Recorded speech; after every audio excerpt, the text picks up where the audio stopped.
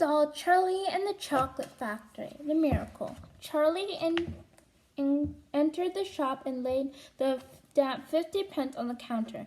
One Wonker's Whipple Scrumptious Fudge Mellow Delight, he said, remembering how much he had loved that one he had on his birthday. The man behind the counter looked fat and well-fed. He had big lips and fat cheeks and a very fat neck.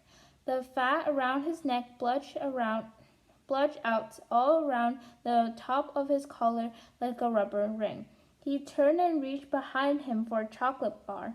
Then he turned back again and handed it to Charlie. Charlie grabbed it and quickly tore off the wrapper and took an enormous bite. Then he took another, and oh, the joy of being able to cram large pieces of something sweet and solid in one's mouth. The sheer blissful of being able to fill one's mouth with rich, solid food. You look like you wanted that one, Sonny, the shopkeeper said pleasantly. And Charlie nodded, his mouth bulging with chocolate. The shoekeeper put Charlie's change on the counter. Take it easy, he said. It'll give you a tummy ache if you swallow it like that without chewing. Charlie went on wolfing the chocolate. He couldn't stop, and in less than half a minute, the whole thing had disappeared down his throat. He was quite out of breath, and he felt marvelously, extraordinarily happy. He reached out a hand to take the change. Then he paused. His eyes were just above the level of the counter. They were staring at the silver coins laying there. The coins were all 5 penny pieces. There were 9 of them altogether. Surely it wouldn't matter if he spent just one more. I think, he said quietly, I think I'll just have one more of those chocolate bars, the same kind as before, please. Why not? The fat shopkeeper said, reaching behind him again and taking another Whipple Scrumptious Fudge Mellow Delight from the shelf. He laid it on the counter. Charlie picked it up and tore off the wrapper, and suddenly from underneath the wrapper there came a brilliant flash of gold. Charlie's heart stood still. It's a golden ticket, screamed the shopkeeper, leaping about a foot in the air. You've got a golden ticket. You found the last golden ticket. Hey, would you believe it? Come and look at this, everybody. The kid found Walker's last golden ticket. There it is. It's right here in his hands. It seemed as though the shopkeeper might be going to have a fit. In my shop, too, he yelled.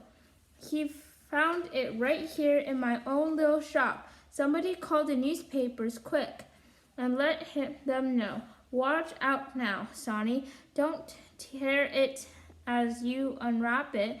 That thing's precious. In a few seconds, there was a crowd of about 20 people clustering around Charlie, and many more were pushing their way in front of the streets. Everybody wanted to get a look at the golden ticket and at the lucky finder. Where is it? And somebody shouted. Hold it up so all of us can see it. There it is, there, somebody else shouted. He's holding it in his hands. See the gold shining? How did he manage to find it? I'd like to know. A large boy shouted angrily. 20 bars a day I've been buying for weeks and weeks. Think of all the free stuff he'll be getting too. Another boy said enviously. A lifetime supply. He'll need it. The skinny little shrimps, a girl said, laughing. Charlie hadn't moved. He hadn't even unwrapped the golden ticket from around the chocolate. He was standing very still, holding it tightly with both hands while the crowd pushed and shouted all around him. He felt quite dizzy. there was a particular floating sensation coming over him, as though he were floating up in the air like a balloon. His feet didn't seem to be touching the ground at all. He could hear his heart thumping away loudly somewhere in his throat. At that point, he became aware of a hand resting lightly on his shoulder. And when he looked up, he saw a tall man standing over him. "Listen," the man whispered, "I'll buy it from you. I'll give you 15 pounds. How about it, eh? And I'll give you a new bicycle as well, okay?" "Are you crazy?" shouted the woman who was standing equally close. "Why, I'd give him 200 pounds for that ticket."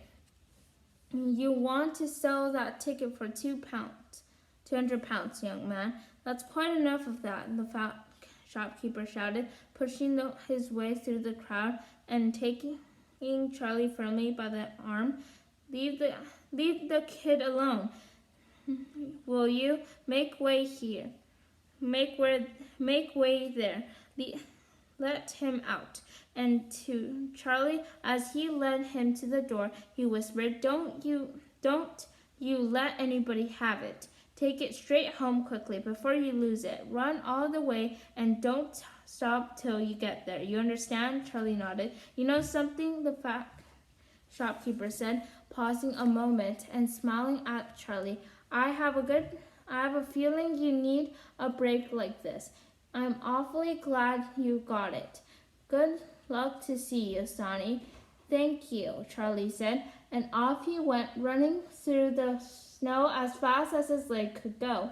And as he flew past Mr. Willy Wonka's factory, he turned and waved at it and sang out, I'll be seeing you soon." And 5 minutes later, he arrived at his own home.